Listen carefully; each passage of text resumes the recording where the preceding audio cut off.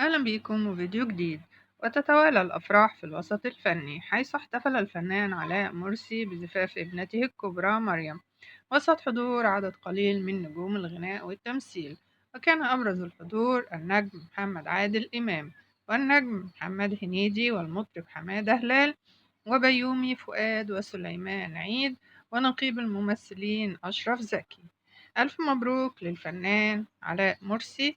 ولو وصلت لحد هنا ما تنسوش الاشتراك في القناة ولايك للفيديو، واشوفكم في فيديو جديد.